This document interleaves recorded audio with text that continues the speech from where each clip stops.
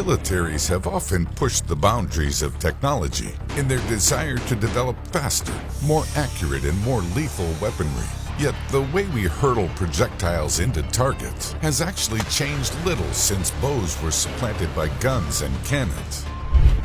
Conventional projectile weapons largely all use pressure from ignited gunpowder or other chemicals to propel projectiles out of a barrel. But a new type of projectile weapon being developed could upend the use of traditional weaponry. Enter the electromagnetic railgun. Railguns use electricity and magnetism instead of gunpowder and pressure to accelerate projectiles down a set of rails at hypersonic speeds. Projectiles launched via railgun generally reach speeds of around 5,500 miles per hour, Mach 7. For comparison, the fastest bullets can travel around just 1,800 miles per hour. In fact, railguns deliver projectiles at such speeds that they have no need for explosives. Railgun projectiles on their own deliver so much kinetic energy on impact that they can deliver more destructive force than an equivalently massed explosive projectile, and at a fraction of the cost. The basic principle behind a railgun is that it uses an electric current to create a magnetic field. A railgun is made up of two parallel conductive rails. Current travels from the power source up to one rail through an armature holding the projectile, which acts as a connecting wire, and back down the other parallel rail. The more current that is pumped through the system, the more powerful the magnetic field, and the faster the projectile will go. Like a charged wire in an electric field, the projectile experiences a force known as the Lorentz force, which is directed perpendicularly to the magnetic field and to the direction of the current flowing across the armature.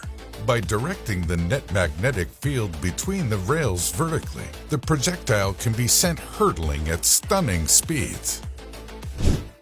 Railguns have a number of advantages in addition to the speeds at which they can fire projectiles. As they don't need to carry an internal propellant or explosive charge, they are much cheaper to manufacture and safer and easier to store and transport. The lack of explosive is a particular advantage at sea, where an explosive can mean the destruction of an entire ship. So why aren't we seeing railguns used by militaries everywhere? The answer is that railguns also have a significant number of disadvantages. More current means more speed and force, but this also translates to excessive amounts of heat. The heat produced inside a railgun is so extreme that it requires constant changes of the rails due to wear and tear. This is a big problem because for a weapon to be effective in modern combat, the barrel must be able to fire continuously without malfunction for an extended period of time.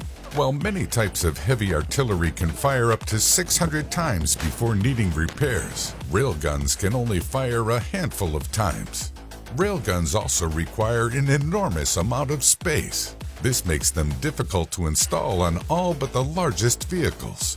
As of 2021, there are only 3 ships in the U.S. Navy large enough to carry a railgun. On top of this, the guns currently have a range of just 50 to 100 miles. That puts the vessel carrying the weapon well within the range of many conventional longer-range weapons. Another big problem is that these weapons require so much power that firing them essentially requires energy to be drawn from the craft's propulsion system. The guns being developed require around 9 kilowatt-hours of energy per shot, and very few vessels are capable of supplying that kind of power. Due to these hurdles, the U.S. Navy has recently ceased its railgun development program, opting instead for hypersonic weapons.